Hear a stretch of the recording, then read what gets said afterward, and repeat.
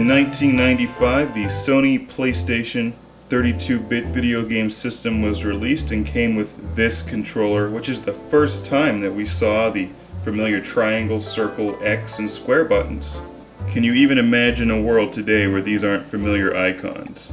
The Sony PlayStation controller was a huge change from the Sega Genesis and Nintendo controllers that we'd been playing in the years beforehand. The design of it was very unique. It had a whole lot of different buttons cleverly laid out. Select button, start button, D-pad over here, and of course the just very well designed and well placed 4 buttons. We can speculate about how this thing evolved. The original controller for the Atari 2600 was made to replicate an arcade-style joystick because video games were starting to move out of the arcade into your home. Then came the popular and familiar Nintendo Entertainment System controller, which is more like a gamepad, which is meant for home playing, for longer periods of time in the comfort of your own home without putting quarters in the machine. But this is not a terribly ergonomic controller, and of course this was improved upon with the Sega Genesis controller a couple years later.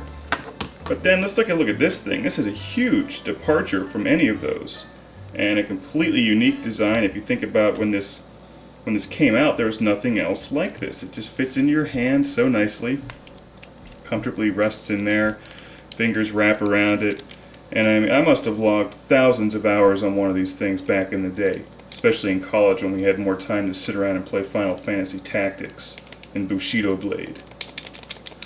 Just a tremendous game controller. Like all Sony products, the build quality and fit and finish are exceptionally high. This is a seemingly indestructible piece of equipment.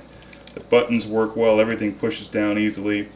One thing I always liked about the D-pad is your thumb really never slips off of it. It just comfortably sits in there and rocks within the buttons, and for whatever reason, however they've designed this thing, it just seems to work well. Doesn't your thumb can sit in there for hours. Same for these things. Not slippery. Some controllers can be slippery and have a cheap feeling, but not this one. Sony really hit the ball out of the park with the PlayStation controller. The controller design is so successful and so popular that Sony really hasn't changed much even with their most recent game console, the PlayStation 3. Let's take a look at the size of these things. They are identical in size. I mean, this has the analog thumbsticks, of course, but look at the side of this. They really haven't changed very much. And that's a good thing because this is a tremendous controller and really doesn't need changed. I think the addition of the analog thumbsticks were a definite improvement, but even without those, that's still an amazing game controller. Let's see what kind of tricks you can do with a PlayStation controller. Paw! Good girl! See? Is there anything a PlayStation controller can't do? I know what has an even better design than the Sony PlayStation controller, Stella. Do you know? A chocolate chip cookie, which you can't have, by the way. You can have the, here, have this instead.